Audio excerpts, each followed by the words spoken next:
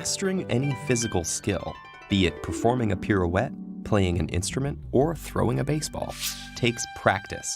Practice is the repetition of an action with the goal of improvement, and it helps us perform with more ease, speed, and confidence. So what does practice do in our brains to make us better at things? Our brains have two kinds of neural tissue, gray matter and white matter.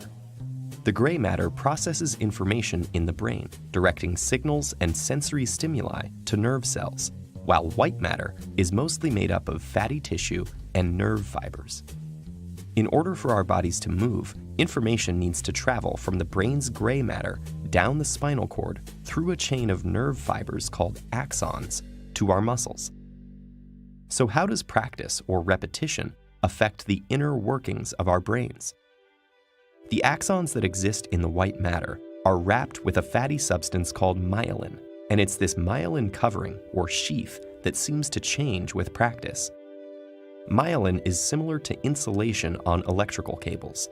It prevents energy loss from electrical signals that the brain uses, moving them more efficiently along neural pathways. Some recent studies in mice suggest that the repetition of a physical motion increases the layers of myelin sheath that insulates the axons. And the more layers, the greater the insulation around the axon chains, forming a sort of superhighway for information connecting your brain to your muscles. So while many athletes and performers attribute their successes to muscle memory, muscles themselves don't really have memory. Rather, it may be the myelination of neural pathways that give these athletes and performers their edge with faster and more efficient neural pathways.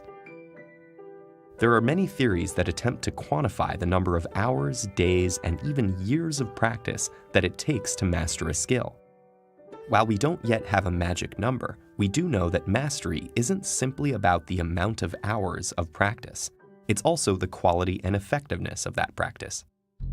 Effective practice is consistent, intensely focused, and targets content or weaknesses that lie at the edge of one's current abilities. So if effective practice is the key, how can we get the most out of our practice time? Try these tips. Focus on the task at hand.